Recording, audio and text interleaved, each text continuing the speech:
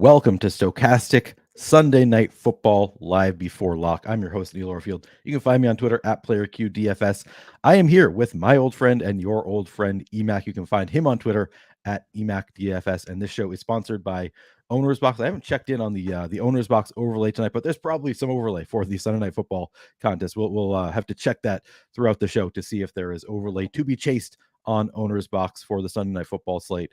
We'll tell you more about Owner's Box later on. While you're coming in, please like the video, subscribe to the channel if you haven't already done so. We're trying to get to 100,000 subscribers here on Stochastic. We are getting close, so please do subscribe if you haven't already done so, and hit that notification button so you can get alerts when our shows go live. Fun game tonight, Emac. We got the Bills, we got the Bengals. How are you doing tonight? You looking forward to this one? I actually am. This is going to be an intriguing game. We have a more high-powered one here, of course. This conjures up memories of this game last year, which wasn't the best, but here we are today. Was that the DeMar Hamlin game? Is that what you're talking about? I believe it was. I think that's the last time they faced each other was I believe because they didn't play in the playoffs. Okay. Yeah. So this is aside from that, which of course is scary. Anytime you've got 300-pound people running at each other at 20 miles an hour, which, glad I'm not out there, but here we are. So I'm looking forward to this. We've got some high-priced options, a lot of all-pro talent on both, Pro Bowl talent on both sides. Not quite all-pro, a couple all-pros, but not everybody. This should be a fun one. A lot of decisions to be had here. What is the difference? I guess all-pro is the best at each position. So there's only one kicker who's an all-pro. There's only one quarterback. I have never thought about that distinction. Okay, I didn't realize. I never. So it's like the tippy top. It's for each position. Yep, that makes sense. Well, we're gonna go team by team, position by position. Is there a team that you prefer to start with here, Emac? Oh, we got to start with the visitors. That would be the Buffalo Bills. All right. Well, let's start with the Buffalo Bills then. Tell me about your interest in Josh Allen. What percentage of your lineups you're going to play him in, and also how you're going to be playing him. Are you playing in the captain, in the flex, and how are you going to be stacking him?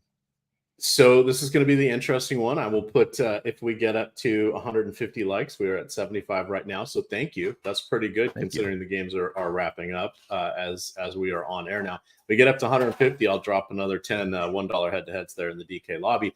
I'm debating, do I go with someone like Josh Allen? Currently, I am not going with Josh Allen in the captain spot. So that is a little different than where I thought I was going to be this morning when I started writing the article, which I spent about 3 hours on because there were so many good things to research for this one. So spoiler alert, he's close. He definitely is worthy of being the multiplier consideration. He is averaging a career high 71.7 completion rate right now, as well as a career high 77 QBR. That's the ESPN created quarterback rating, which is different than passer rating. His touchdowns are down a little bit, and his interceptions are up a little bit compared to last year. But aside from that, he's pretty good. And oh, by the way, his QBR and his completion percentage are leading the league as well. So for as much as we say, oh, Josh Allen, he's still Josh Allen. He's very, very good. He's on the short list with him, Hurts, Mahomes, and Lamar. We're not missing anything. Yeah. So you're playing Josh Allen. Are you only playing one lineup tonight, Emac? No. I'm playing. I'm running the full Monty here. All right, running the full Monty. Okay. We're going the Milton Berle. Just bringing out enough to win. Emac, are you in a room with other people? Yes. That's fine. I'm not complaining about it. I'm just no. I was like, I feel like I'm here. I may be dead with the looks I'm getting. Yes. Yeah. I wasn't trying to score. I was just curious. I was like, I feel like I'm hearing voice in the background. I'm not seeing anybody commenting on it in chat, so I guess it's not as bad. Maybe it's because I have my headphones on. It could be chat. If anybody hears that, well, just let us know.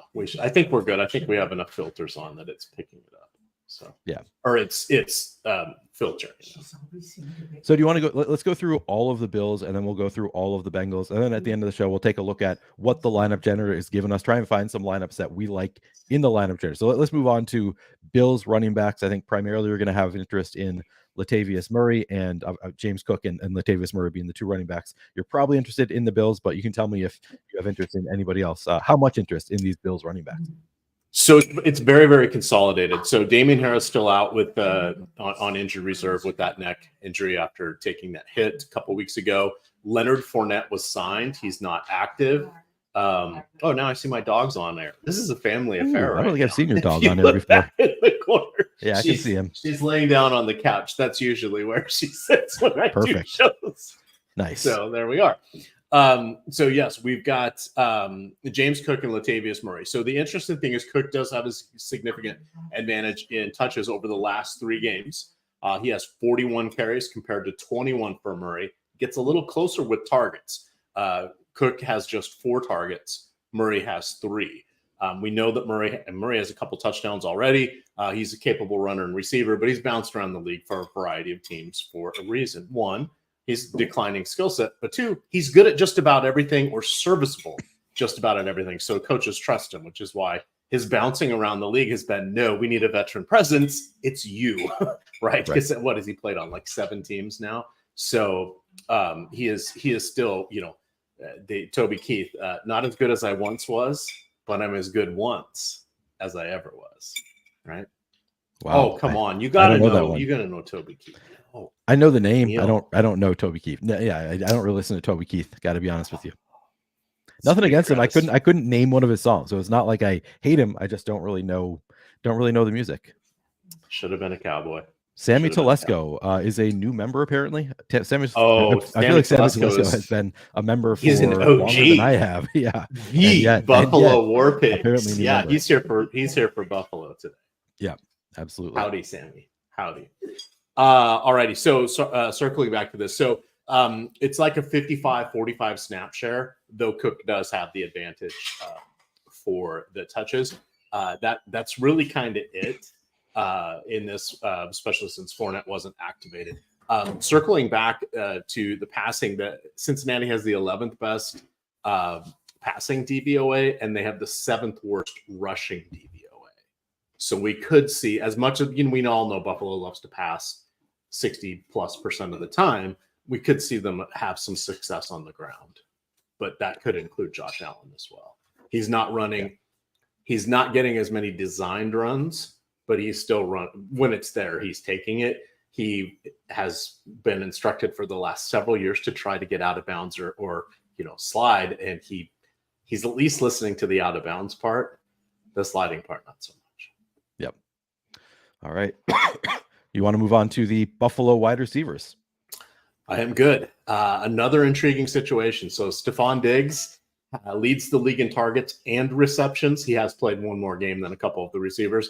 He is 7th with 93.5 yards per game, and he is 3rd with 6 receiving touchdowns. The only ding against him, just 7 receptions of 20 yards or more.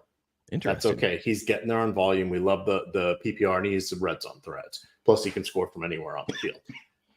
The other thing that was interesting is Gabriel Davis. Though he has just 31 catches, he has 6 plays of 20 or more yards. Now, we know, if you guys listen to a lot of the weekly shows that break things down outside of Stochastic or other places, we know that Gabriel Davis the last 2 years has been one of the most impacted players by the defenses running the too high and preventing big plays. So he's there, he was one of the reasons defenses did that, if we don't remember his 4 touchdown game and his other lightning scores. But they're reworking that portion of the route tree just a little bit. So I don't think he's getting shut out as much as he was last year. They've kind of tweaked things a little bit. There's the eye test of somebody who is not a coach, but it does seem like he is more effective this year. And each of these guys has played 90% or more of the snaps this season. So they're on the field a ton. No Dawson Knox. And as such, we do not see too many 2 touchdown or 2 tight end sets. Sorry, we'd love to get 2 touchdowns. Tell me which player, and I'll lock them in my lineup right now. We get not as many 2 tight end sets, and then you have Dalton Kincaid, who's kind of, even they call him the it's not a 12 personnel, it's their 11 and a half personnel or whatever, because they tend to split him out more. He's not as much of an inline tight end. Why I'm bringing that up is and the ascension of Khalil Shakur has really put the kibosh on Trent Sherfield and Deonta Harty. So Shakir had his best game of the season last week. He doubled his snaps, went from 24 to 45, so from 34% to 65%, so not quite doubling percentage-wise. But he ended up with 6 targets, caught all of them 92 yards. The game before that, where we sort of said, something looks a little bit different, he had 4 targets. So he has 10 targets in the last 2 games. Neither Sherfield nor Hardy have a look in these games. In the last 3 games, they each have 2 targets. Yeah, that was one that I got wrong on I think that was a showdown slate, the Bills showdown slate, where it seems everything was pointing to Deonta Harty being the guy. Or Trent I was all Shakir. In. He made the top 10 of my article. He was the quote makes everything work on DK. Guess who got that quote today? That would now be Khalil Shakur. Yeah. So he crested into the top 10. That's more of a DraftKings play than on FanDuel, but I do think Shakur is worthy of being a core play and in your main line. Well, let me. And three weeks ago, we wouldn't have said that. Wait, we didn't say that. All right, let me push back a little bit. You say Shakir is a better DraftKings play.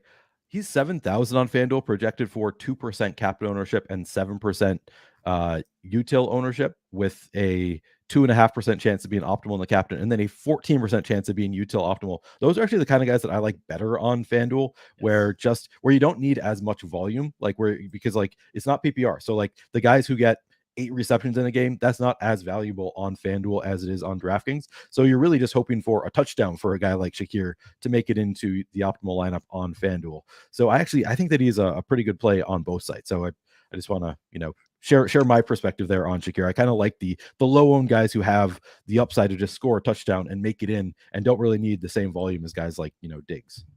And that's fair. A lot of mine, my analysis and the articles, and of course, team free money is geared towards dropping in the lineup you're going to play in the triple ups, the double ups, the 50-50s, the 3-mans, etc. You're going more for the boom bust. You're looking at the longer term horizon, higher risk reward, which is good. Why we have both takes on this. But you know what's something that's really helpful that I've learned over the last 2 weeks? What's that? Lineup generator. The lineup generator makes players pop that you would not expect to be in certain situations. And that is a more easy way to digest what's happening with the Sims tools, right? So I understand the Sims tool, how it works. I listen to the Sims show. I have free Sims because I work here. I have not used them as much. I have kind of what I want to do, and I don't play 150 outside of Showdown. For basketball, I usually only play 50 lineups, etc. I have a different strategy in that. In baseball, I have a different strategy. You know what, though? After hearing everything everybody's talked about, I can see it all being applied in that lineup generator because it's utilizing all the stochastic tools, the boom bust, leverage. It's got the Sims going on in the background, right? You don't get to push as many buttons on it, but it's doing exactly what you want. It's essentially distilling the tip of the iceberg for you. So I've actually been incorporating that more into our free articles the last few days because I'm finding some surprising things. I'm like, hey, I need to share this with people. Promo code NBA Treat gets you 50% off the NBA package, the football package, which works for both FanDuel and DraftKings main slates, as well as for the 3 primetime slate, the standard primetime slates. That is $14.95. I'm going to find the link and drop it into chat for the lineup. And we're actually going to go over the lineup generator later on in the show. We're going to finish a little bit early so we can actually take a look at some of the lineups being generated by lineup generator, talk about which ones we like the best. But yeah, that is a great call out talking about the lineup generator, EMac. First of all, I want to say a couple people bringing up Leonard Fournette in chat. He was not called up to the active roster, so he's on the practice squad. So even though I know he's not on the inactives list, but he actually needs to be called up to the active roster to even to be available tonight. So Fournette is not in my player pool. He is not playing tonight because he's on the practice squad, was never called up to the active roster. So yeah, no Fournette for us tonight. And I want to just you've done your receiver breakdown largely. I want to just add a couple notes on Gabe Davis, and these are things I can't give myself credit. Something that I was listening to Hayden Winks of Underdog was talking about the difference in the way the last game went. This is the first game without Dawson Knox. Gabe Davis was used kind of differently in the last game. So like on the year, he has, for the full season, his ADOT is 13 yards down the field. The last game he was used more in run pass option plays and ended up with an ADOT of just 6.3 in that game, which tells me that he has, if he continues to be used in that way, is going to raise his floor as well as the ceiling. So he's probably going to see more targets that are going to be a little bit shorter, not just like the boom bust, get there on a long pass or not. So kind of it makes me like Gabe Davis more, that he's seemingly being used in more ways now that they don't have Dawson Knox on the roster. So I think it's a 1 game sample size. I don't want to take too much away from it, but since this is a showdown slate, the first game since that last one without Knox, I have a lot of interest in Gabe Davis just because of the way they were changing the way they used him in that last game, that maybe he gets a few extra short targets in the game, which just kind of raises his floor on a PPR site like DraftKings especially, but obviously FanDuel still half PPR helps as well. So just wanted to add that note on Gabe Davis. And you mentioned Khalil Shakir just taking over as far as the tertiary receiving options. Ran routes on 67% of plays in that last game, saw 6 targets. You already did the full analysis, but yeah, fully on board with Khalil Shakir as the wide receiver 3 as well. How about these other? Do you have any interest in a large field GPP in a guy like Sherfield or Deontay Hardy? Anybody else on the Bills? Yeah, I don't think there's anything wrong. All it takes is a screw up, an in-game injury. Kincaid doesn't make the coach happy. Shakir doesn't make the coach happy. A lucky catch because Sherfield and Hardy are going to be on the field, and they've got a good quarterback throwing to him, so they have touchdown equity. So they're totally fine. Sherfield, I think Sherfield was returning punts as well. So they're both going to be active. They're both going to run. And that doesn't mean something can't backslide to what it was just 3 weeks ago, right? We don't know that. Exactly. I'm not good enough to break down Cincinnati's defense. I don't know if, oh my gosh, everything that they want Shakir to do actually runs into the weak side linebacker or whatever that's going to be over there, or the fourth cover guy, and they don't want that to happen. Well, coaches are smart enough, they're going to change that. We just we rely a lot on trends and past history. We don't have a lot of either for this one. We have the recent trend of the last couple games, but Hardy and Sherfield, each of these guys was the flavor of the week during NBA or during NFL best ball at one point, right? True. I don't know who's going to be good. Is it Kevontae Turpin? Hey, he got another one today, right? We don't know what's happening with these scrubs. Right. Very true. So yeah, certainly in a large field.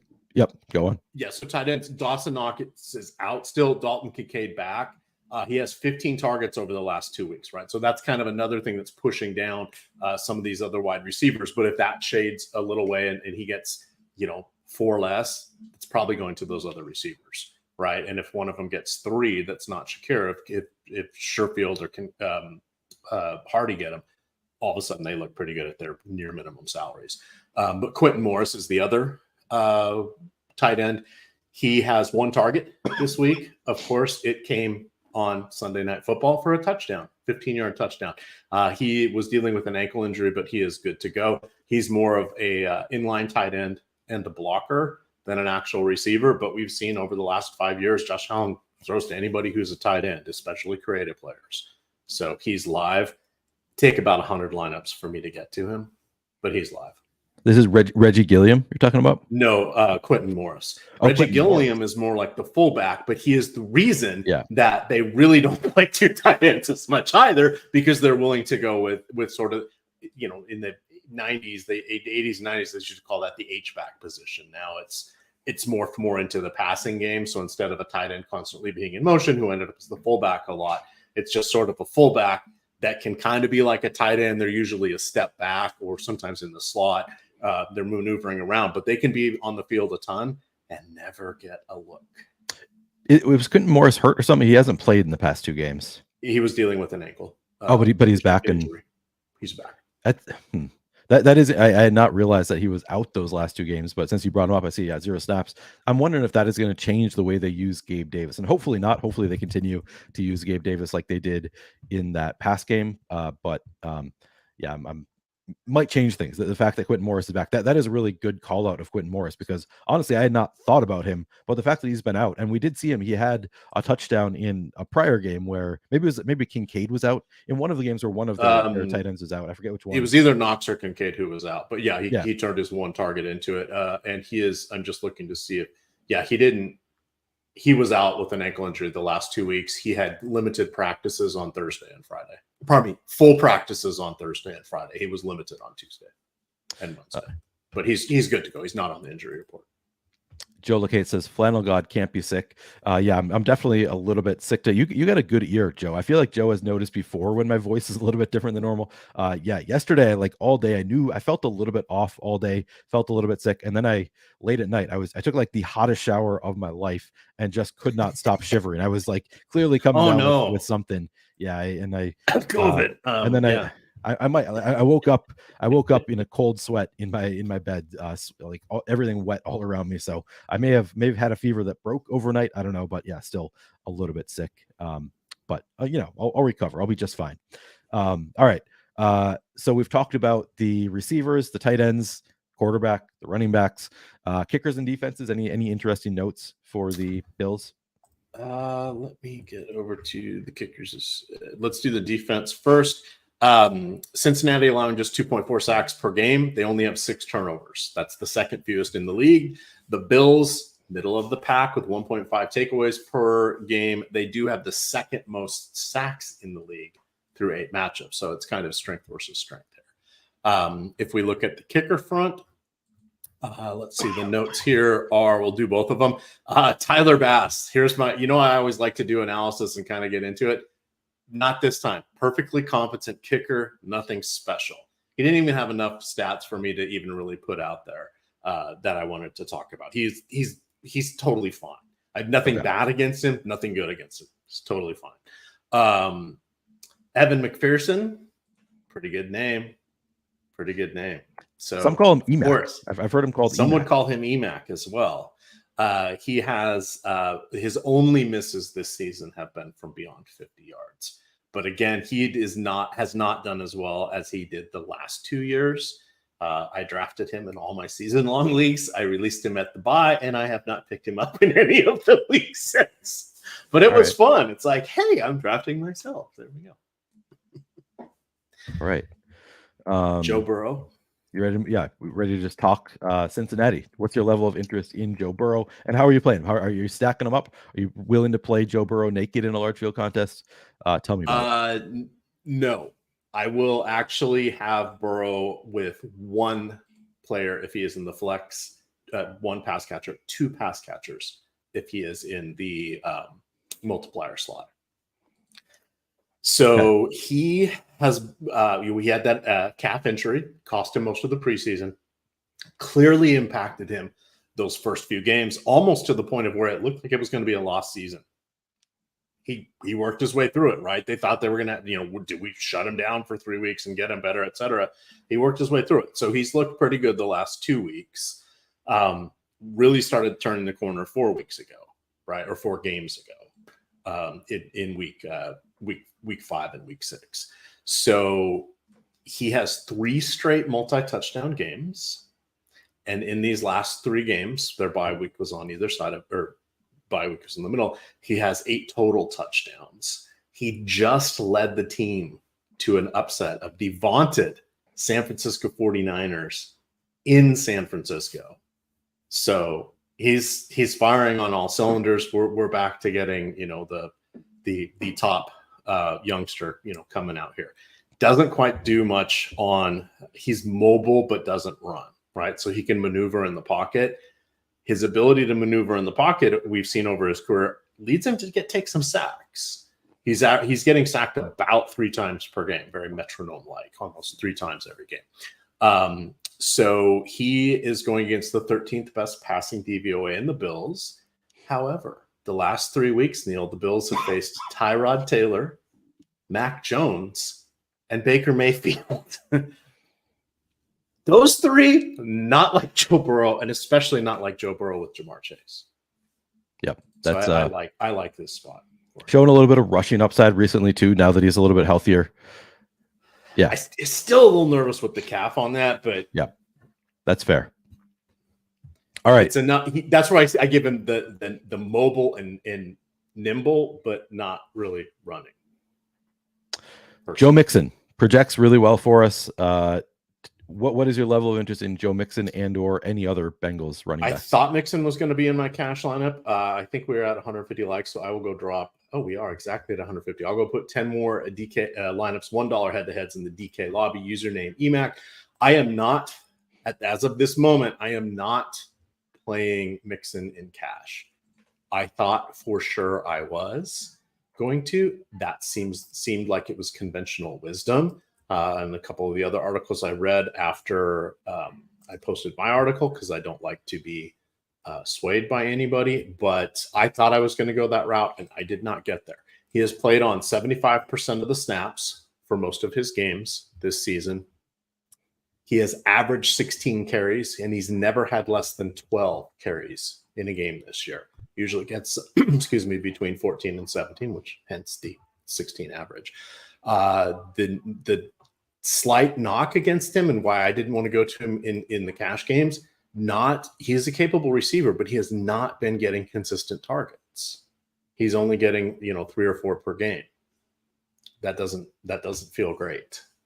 So yep. I think he's fine. This is not fading him. I'm just shocked he did not make the cut for me in my main lineup. He's still going to be on over half my lineups because he's at a great salary and he facilitates a lot of other things to work on here. But I'm going a different route in the head-to-heads.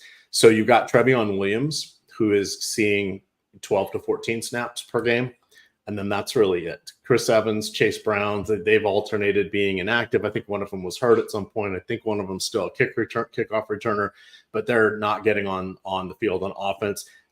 Combined, they're averaging 2 to 3 offensive snaps per game. That's very, very low. The thing about Trevion Williams is sometimes he gets a couple carries and no targets. Sometimes he gets a couple targets and no carries. He's going to get 2 opportunities tonight, is what the averages say. I don't know what they're going to be. If it's 2 carries for 7 yards, we're not happy. If it's 2 catches for 12 yards, I can make that work, right? Yeah. In the full PPR. So he's kind of the break point there. But I'll see how many lineups he ends up. I end up with him. But right now, Mixon, I think, he probably should be on the majority of my lineups. I was just surprised I didn't have him. Yeah, I'm not sure if he'll make it to a majority of mine. Just looking at our tools, we do have him projected for just over 50% ownership. We've got him, 12% capped ownership, 9% chance to be an optimal, 42% util ownership. Oh, I'm looking at FanDuel. Sorry, I need to move back to DraftKings. On DraftKings, okay, it's a different story on DraftKings. I'd love to hand you a cough drop right now. You look like you need one. Yeah, no, I'll drink some water. I'll be fine. After we're done with the show, I'm just gonna not talk for the rest of the night. Pro tip: keep a few in the desk, Andy. I've got somewhere around here. I've got some cough drops. I've always there are just random bags of cough drops around here somewhere, but not within arm's reach. Yeah, Joe Mixon does look better on DraftKings and FanDuel. We've got him projected for about 10% capped ownership, 8% chance to be an optimal, but then 36% util ownership, 42% chance to be an optimal. So yeah, he does look better on DraftKings than he does on FanDuel. So maybe you'll make it into about 50% of my lineups. I don't think I'm going too crazy with Joe Mixon just because he's just been bad. He just doesn't score when he's getting end zone looks. It's just been kind of a rough year for Joe Mixon. I think he had one in the last game, so maybe he'll turn it around. But and the $8,000 price tag, I get it. Why we want to go there? $8,000 is so cheap, but definitely kind of a boom bust player so far this year. All right, so you're not playing anybody outside of Joe Mixon, it sounds like. How about the pass catchers for the Bengals? So pass catchers for the Bengals, Jamar Chase, probably my number 1 play. He is the guy that right now is my captain on my main lineup. He is just getting peppered with targets. I love that phrase, but it is very applicable. here. He has played one fewer game than Diggs, but technically he actually is the league leader because Chase, that is, because he's averaging 12.2 targets per game in the one less game. He only has 5 plays of 20 or more yards, but we know he can score from anywhere on the field. This last 3 games, Neil, 44 targets. Would be a lot. That's strong. That's like Cooper Kupp in his prime level of targets, and he is a more dynamic player than Cooper Kupp. Tyler Boyd and T. Higgins, coin flip. Boyd is on the field more. I don't have the numbers in front of me, but it's almost Higgins is dinged up a little bit, but Boyd is on the field almost twice as much as Higgins. They have about the same targets, if I remember correctly. So it's a little trickier to infer what's what there because Higgins was dinged up there for a little bit, but they both are in play with Chase getting all the attention from the defense because we know Burrow looks to them. He doesn't seem to play favorites with those guys. He just takes whoever's open, whereas we do see him force it to Chase. Yeah, very true. And not that he doesn't take chances getting to the other 2 guys. He just doesn't have a favorite. There's a tight window he's going to throw it through. He'll take that chance. Yeah, with Jamar Chase. Yeah. So Trenton Irwin is the other guy. He's $800, I believe, on DK. He is the one person I was looking at putting in my main lineup that might cause a cascading change to where it is right now. We have him actually projected, I think, for last I saw was like 3.6 DK points, which that's not too shabby, or 3.8. Just under 4. Yeah, 3.96 is what I'm seeing. Okay. Which was higher than I thought, but talked to a couple friends, and that is about where he is on a couple other sites here that I don't have subscriptions to. He is at 2.3 full PPR points and 1.9 PPR points on the other 2 sites I like to look at. But they are season-long sites, so they may not really get into the weeds as much for these. All right, let me give you the numbers since you brought him up. Tyler Boyd played 86 in week 8, so the most recent game. Tyler Boyd played 86% of snaps. T. Higgins played 67% of snaps. Trenton Irwin played 27% of snaps, and then Andre Yoshevich was the final receiver on the Bengals, played 16% of snaps. And then looking at the route participation in that game, we had Tyler Boyd ran routes on 71% of dropbacks. T. Higgins was at 63% in week 8. Trenton Irwin was at 16%, and then Yoshevich just 8% in that game. All right. What about the any other notes on the receivers, or do you want to talk about the tight ends? Andre Iosivas. It's actually Yoshevich. Thank you. Was that a little Polish in there somewhere, perhaps? I don't know so each of them has 2 targets over the last 2 weeks. The thing we want to be careful with on Irwin is he had 10 targets, but that was week 5 when Higgins was out. And that's where I went on a little chase to see if I could have just asked our projection guys, but I didn't want to pester them. I wanted to see if somehow we may have been factoring that in a little too much into it. That was where my math said. But then when a lot of the other sites had him, I was expecting him to be about 1.9, 2.1 points, full PPR. We're almost double that. Does that matter? Hell yeah, it does. Showdown sites. The rest of the time, no, we're not going to play him. But when I was looking for some salary relief, I wanted to look into that. But just keep in mind, if you're looking at averages or whatever, 10 in one game, that was almost half of what he has in the season. So yeah, that's a lot from that one game. All right. What about the tight ends here for the Bengals? All right. Bengals tight ends. Irv Smith Jr. leads them, 15 of the 24 targets. He had 4 last week. And over the last couple games, he has 6. He has 6 of the last 8 to the position. He missed a couple games with injuries, but when healthy, on the field for about 60% of the snaps. That means Drew Sample, mostly the blocking tight end. And then you've got Mitchell Wilcox, who is capable in both facets of the game, but more or less a blocker. Sample can catch passes as well.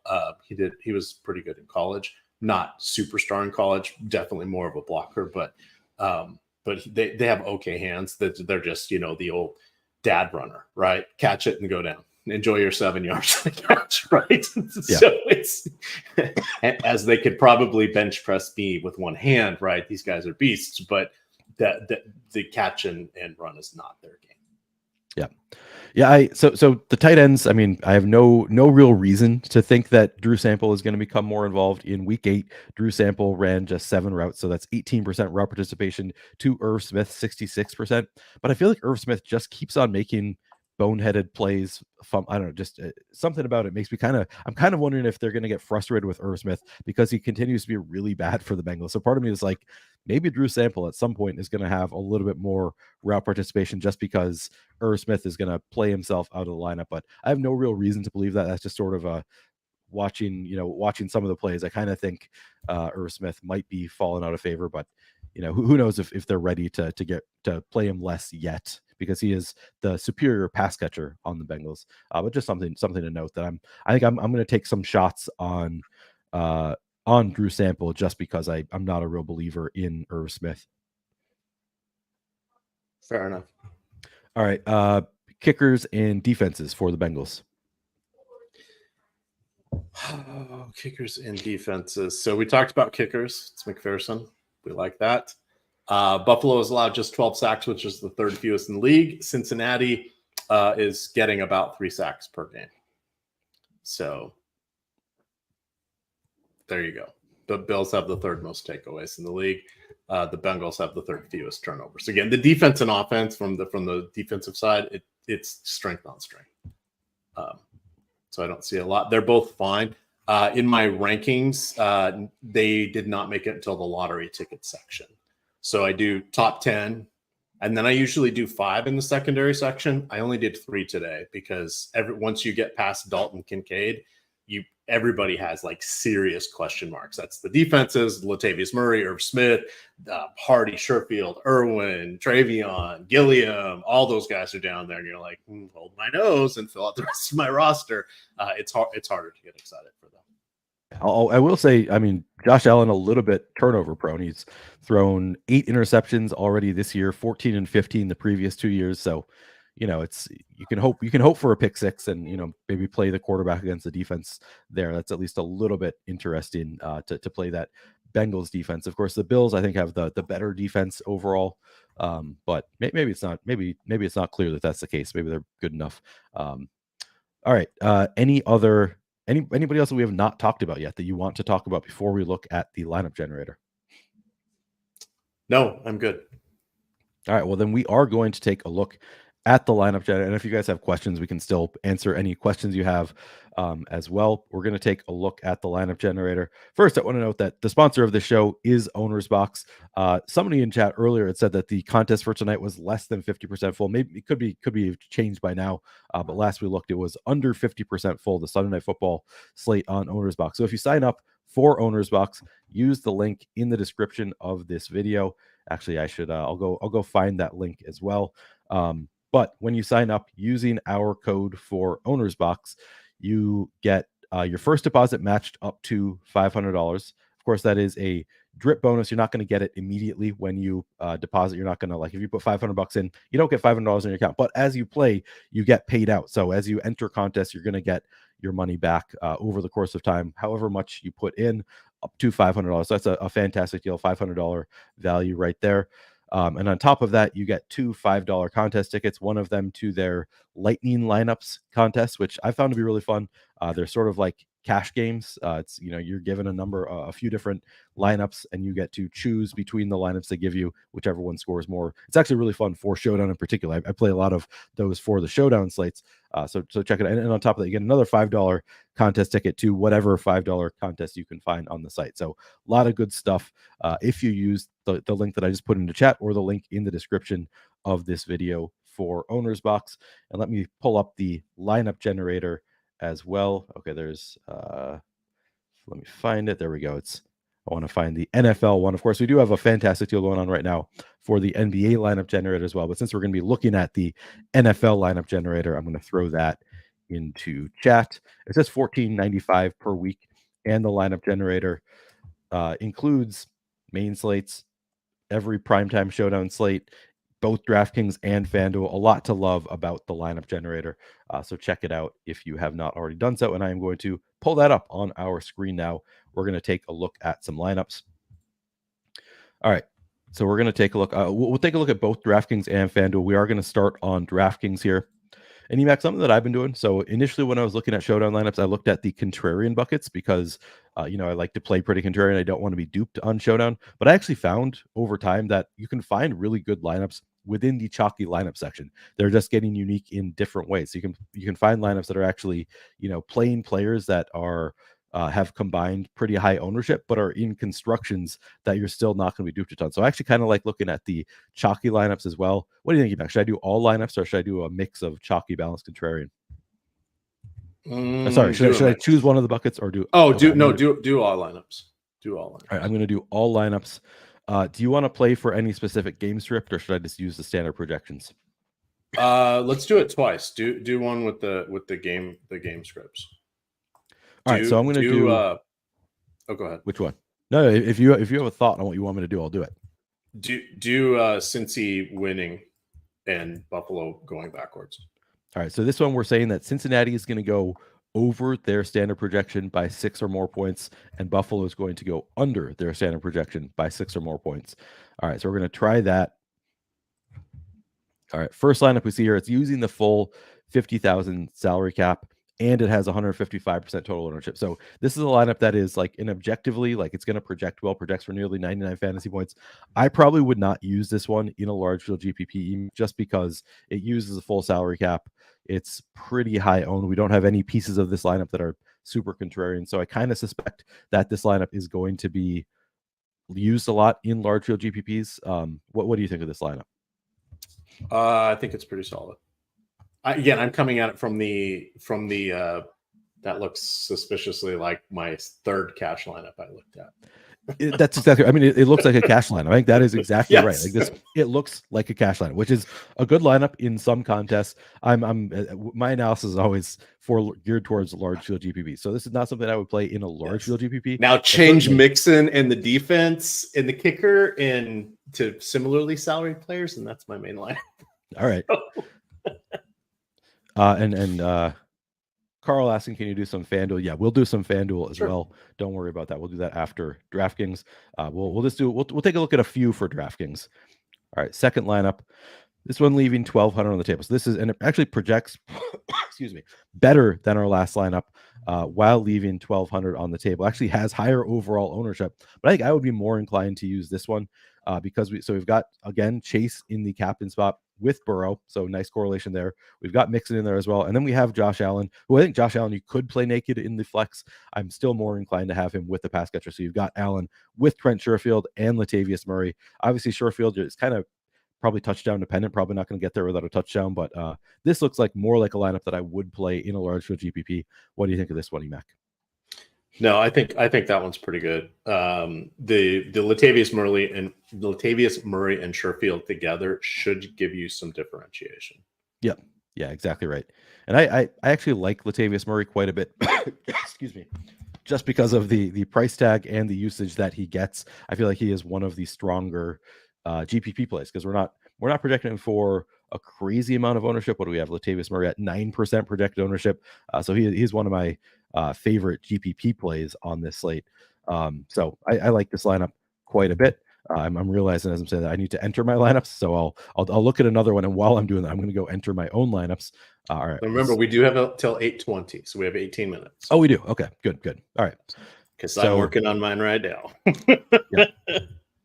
So this one's interesting. So we've got a full-on Bengals stack with Joe Mixon in the captain spot. And then we have Burrow with all three of his primary pass catchers. Burrow with Chase, Higgins, and Tyler Boyd. And then we've got Khalil Shakir for the Bills, which makes sense because we did a Bengals winning, like crushing the Bills in this one. So we're not really expecting the Bills to put up a lot of points. We're expecting the Bengals to put up a lot of points. This looks like, honestly, a great large field GPP lineup to me because we're leaving 1,600 on the table. It does have high ownership, but it projects really well. And because we're leaving 1,600 on the table, I don't think this one is likely to be duplicated, 100, 200 times. I think this is probably, when it wins, is going to win a lot of money. So I actually like this lineup quite a bit for a large field GPP. What do you think, Emac? I would agree on that one. Yep. Looks like a very strong lineup.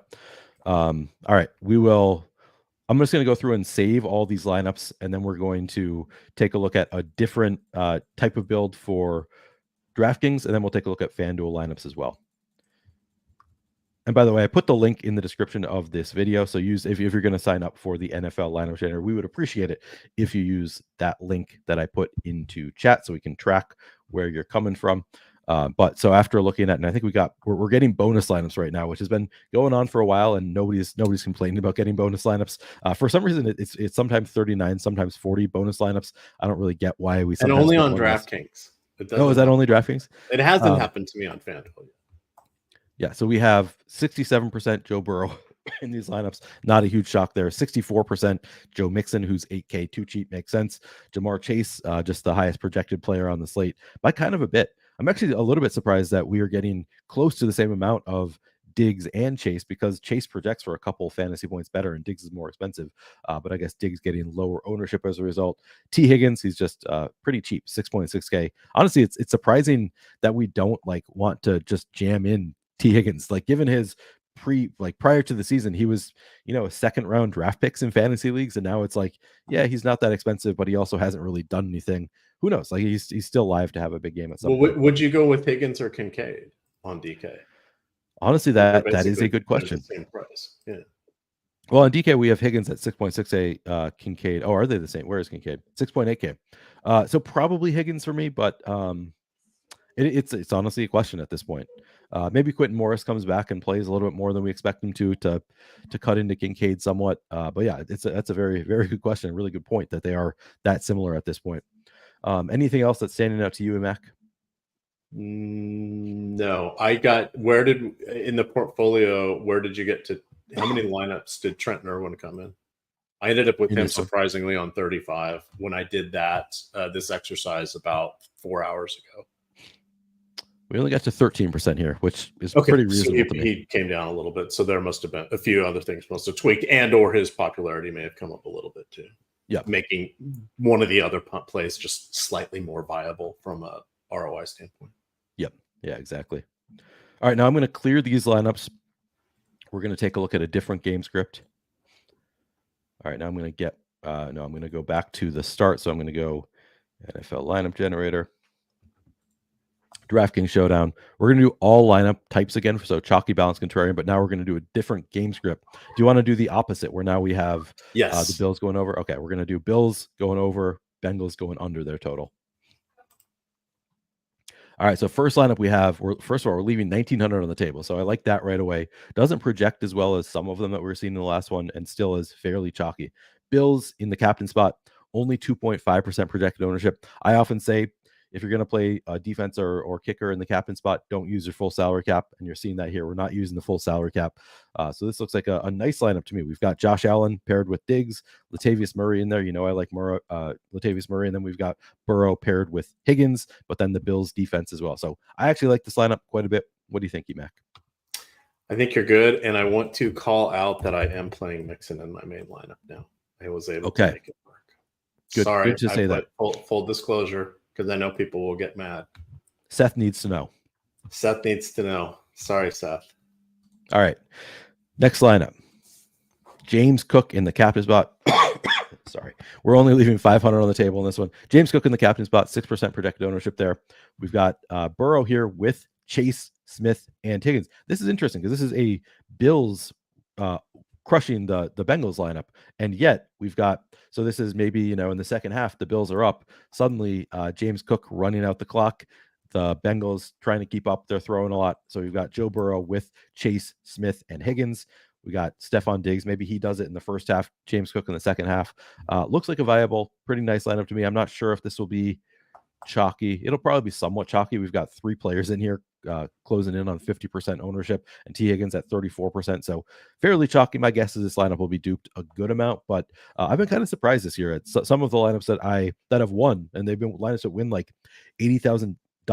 I look at it and I'm like, I don't really see any reason that this lineup should be duped so little. So maybe I'm not the best dupe predictor out there. And in this case, if this one is not duped a lot, I think it looks like a nice lineup. What do you think, EMac?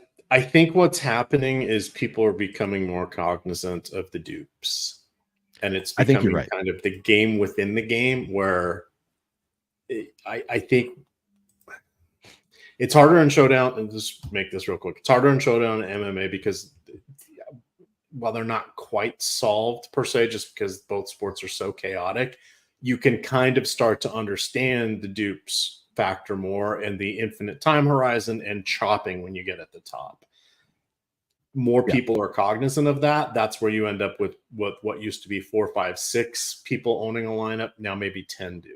The ones where it was 2 or 3, now maybe 5 do. And that causes some issues. And I've listened to a couple of podcasts about this, which was kind of very interesting to me, in that you have to decide how crazy you want to get. I can't remember if it was Nerdy 10 or someone else where they played like 3 fight stacks or something like that, which you would never really do in MMA. And that ended up winning because of some wonky reason.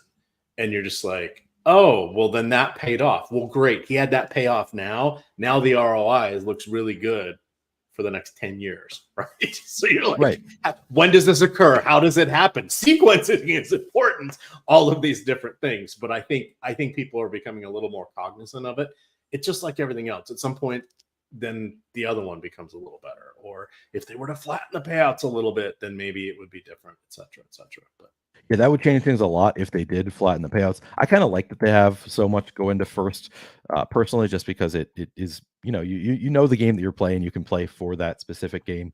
But yeah, it would definitely change a lot if they do, make adjustments to the scoring. But yeah, it's interesting because so what you're saying is kind of the inverse of what we're seeing with some of these lineups. Is I'm saying like lineups that I expect to be duped more are not as duped as you would expect them to be. But that's probably, but as you say, like, because people they gotta come from somewhere. Right? Yeah, exactly. So maybe people are playing more of the lineups along the lines that I've been playing, and maybe I need to be, readjusting back to playing lineups that, I would expect to be duped a little bit more is kind of what I've been thinking about. Like, do I need to be leaving not as much money on the table now? It's, I've had success with it in the past, but I don't know. I don't know if maybe there's a, we have to out level ourselves sometimes. Maybe that is the next level, is going back to our roots and just playing the best lineups and not worrying about it quite so much. I'm not sure. I believe someone has made his bones by yelling, "Playing the best plays, play whoever you want." Not familiar with that person. No idea who you're talking about. Yeah. I would love to hang out with him at some point. Yeah, me too. That's my the unicorn, the one person I never really got to hang out with, who I think would be absolutely fascinating. Well, he lives in Louisville, so I guess you're nowhere near. You've never lived anywhere near him, but maybe one day. All right. Exactly. All right, let's take a look at the next lineup here. All right, so this one leaving 1,100 on the table, projects pretty well, decent amount of ownership. We've got Josh Allen, only 11% ownership for Josh Allen in the captain spot. Interesting here, we've only got him paired with James Cook, so we don't have any of his primary pass catchers in here, but he is paired with James Cook here. And then you have, we don't have Joe Burrow in this one, but we've got Drew Sample, Jamar Chase, Mixon, and T. Higgins. Looks like a decent lineup to me. I've got no qualms with this lineup. What do you think, EMac? Let me get over to it. I've got you're trying to get your lineups in. No, but I want to see yours. We got 9 minutes, right? I'm good. Where the hell? Oh, there we go. This is the red dot on StreamYard. Can you see it? So that's actually close to one of my cash lineups, by the way. When I was looking at trying to put Allen in there, and I decided I'd rather go with the Jamar Chase route. I felt I didn't have Drew Sample, but I had Allen, Cook. That was the running back build, because I tried to say, what does it look like with both quarterbacks? What does it look like with one of the quarterbacks, if they're running quarterback and the captain? What does it look like with no quarterbacks, right? Tonight could have been a night for no quarterbacks, because you're looking at some really good receivers between Diggs and Chase that they're 1 and 2 in targets basically per game. So if I'm going to get rid of the quarterbacks, those are the guys I'm going to want. I want to rack it up in PPR, right? So you got to look at different iterations just to kind of see what kind of a night it is. I like to do that more so than just trust the optimizer to give me a lineup, because I try to make it so I'm not going to be.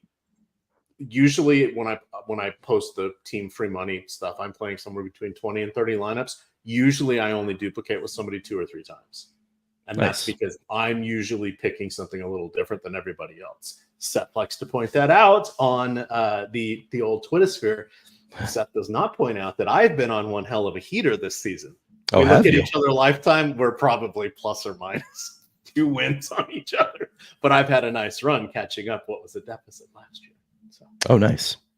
All right. It's just different ways of building stuff out. And that's what I like, kind of like to do. It's just be a tiny bit different in these showdown slates with basketball as well. All right. Let's take a look at one more lineup, and then we will look at the end.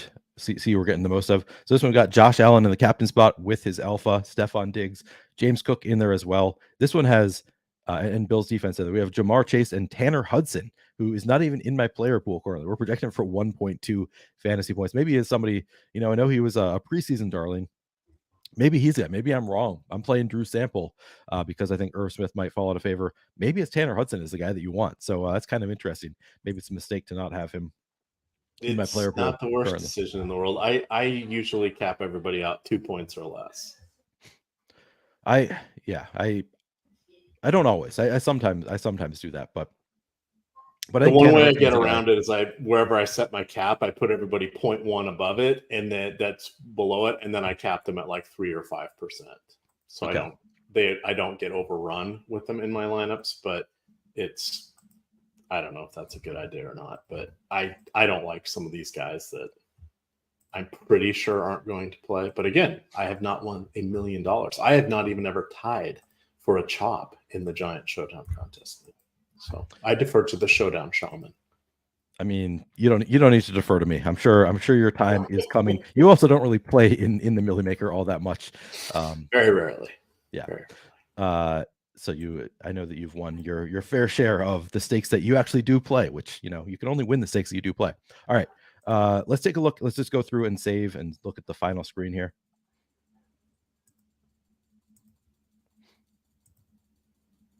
Getting some bonus lineups again.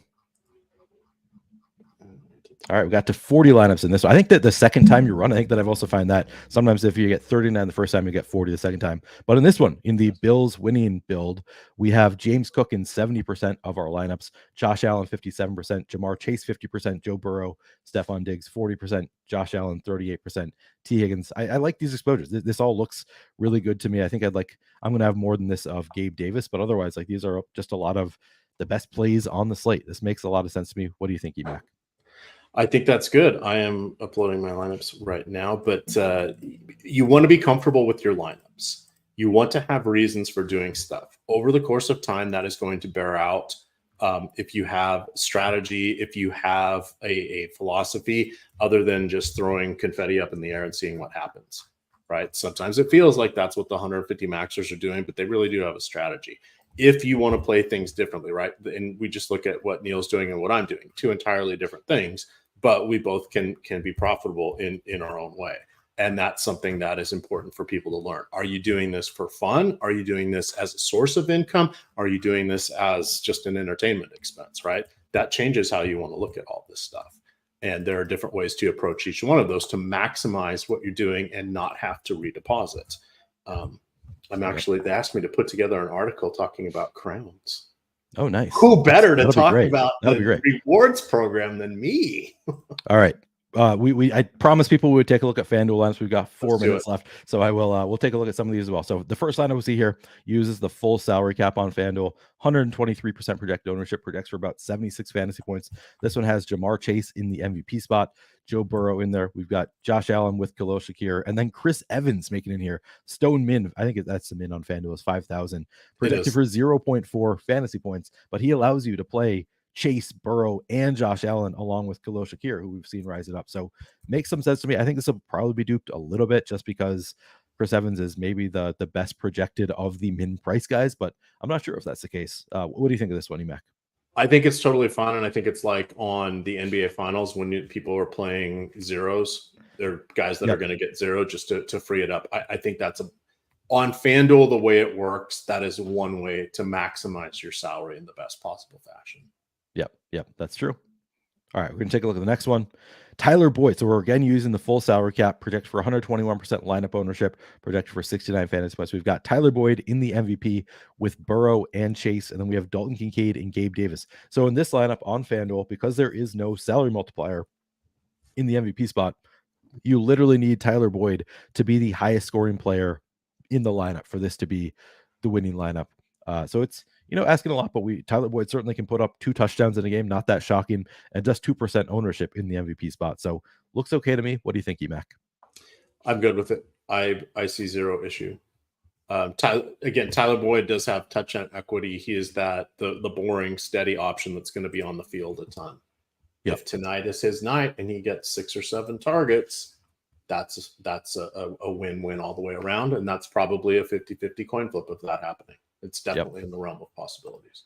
Yep, very much so. Chris Evans, Chase Brown, not in the realm of possibilities. So you didn't like the first one of them. They're on the wish list. All right, so this would be a large field. This would be a large field entry because we're leaving 7,500 on the table in this one. Still projects pretty well. 70 fantasy points, 138% total ownership. We've got Joe Mixon in the MVP. We've got Burrow with Higgins, and then we have Khalil Shakir and Dalton Kincaid. So this one again, we're leaving 7,500 on the table. So I don't remember what Josh Allen's price tag is on FanDuel, but if he is 15.5 or lower, then you need Dalton Kincaid to outscore him. If he's 14.5 or lower, which I don't think he is. But it's so any one of these players could be replaced by anybody up to 7,500 more than them. So you really need these to be the absolute nuts, all of these players to outscore the people who are more expensive than them. But again, this every single lineup you get in the lineup generator is a plus EV lineup. I think this is clearly only for a large field GPP, but I really like it for a large field GPP. It's not a bad lineup for as much as you're leaving on the table. It's not bad. I mean, I'd like to put Higgins instead of Mixon in the captain and just keep it as is. Yep. And leave that much on the table, right? That one probably be a little more duped. But in this particular lineup, you're saying you need Burrow to throw all his touchdowns to Higgins.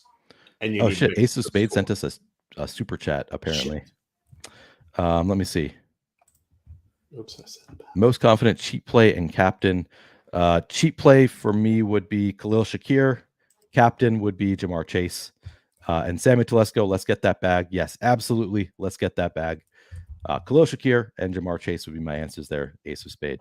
Apologies, I did not see the super chat come through. Hit us up again. We owe you one. Ace of Spade. You'll know, same time, same place next Sunday. Absolutely right. All right. We looked at the first few. And if you want to see, I guess it doesn't matter at this point because we have just hit lock. But those are those are good points because those are ones I wouldn't have hand built. I'm not going to leave 7,000. That's kind of goes back to talking about the lineup generator. Yep. That's exactly actually a good lineup. There's nothing wrong with it. Those are all players that are in my player pool and on my short list. Absolutely. All right. Just doesn't have Chase, just doesn't have Diggs, right? But the rest of it, that's pretty damn good. What if those two guys don't score tonight? I've seen people commenting on us not looking at FanDuel. We've been looking at them for 5 minutes. I don't know if people we can't be that far behind. We can't be that lagged right now. Anyway, all right. That is going. Any final words, EMac? No, but you can always read our the articles. You'll get Neil as well on the weekdays, but you get mine on Monday, Thursday, and Sunday. I do all my rank the entire player pool, accounting for both DraftKings and FanDuel. And if it's somebody that should be in the other bucket or not, I call it out and say on FanDuel it would be this, on DraftKings it would be this. So we do cover it there. We cover it with the lineup generator. It's $14.95 per week. That's you get the 3 showdown slates, you get the 2 main slates. So they're doing some math. That's not even $3 a slate.